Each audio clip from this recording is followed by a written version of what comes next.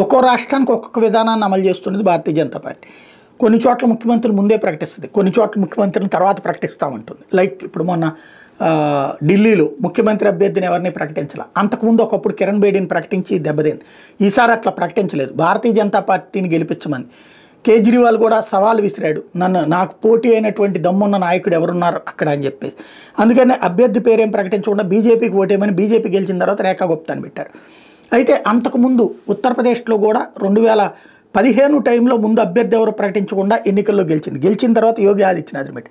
కానీ 2020లో జరిగినటువంటి ఎన్నికలప్పుడు మాత్రం ఏదైతే తనకే యోగి ఆదిత్యనాథ్ని సీఎం అభ్యర్థిగా ప్రకటించింది.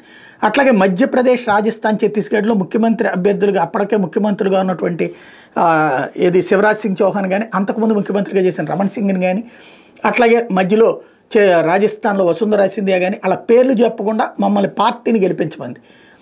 అంతకుముందు అయితే వాళ్ళ పేర్లు చెప్పి ఎన్నికలకు వెళ్ళేది. ఈ దఫా అట్లా చెప్పలేదు. తర్వాత అక్కడ అభ్యర్థులు వేరే వాళ్ళని పెట్టుకొచ్చింది. అలాగే మొన్నటిసారి మహారాష్ట్ర ఎన్నికల్లో ఫడ్నవీస్ని చేస్తామని చెప్పలేదు, కూటమి అధికారానికి ఇవ్వండి అని అడిగింది. ఆ తర్వాత వచ్చాక దేవేంద్ర ఫడ్నవీస్ని పెట్టింది. అయితే ఇప్పుడు డైరెక్ట్గా కాకుండా, అంటే భారతీయ జనతా పార్టీగా కాకుండా ఎన్డీఏగా పోటీకి వెళ్తుంది బీహార్లో ఉన్న నితీష్ కుమార్కి వచ్చినటువంటి పార్లమెంట్ సీట్లు కూడా ఇప్పుడు భారతీయ జనతా పార్టీకి కీలకం.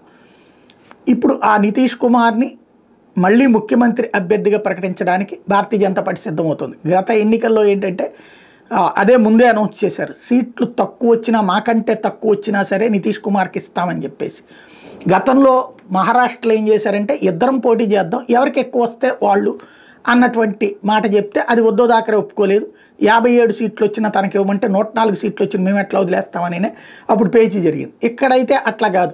బీహార్లో భారతీయ జనతా పార్టీ కంటే తక్కువ సీట్లే వచ్చినాయి నితీష్ కుమార్కి, అయినా సరే అధికారం ఇచ్చారు.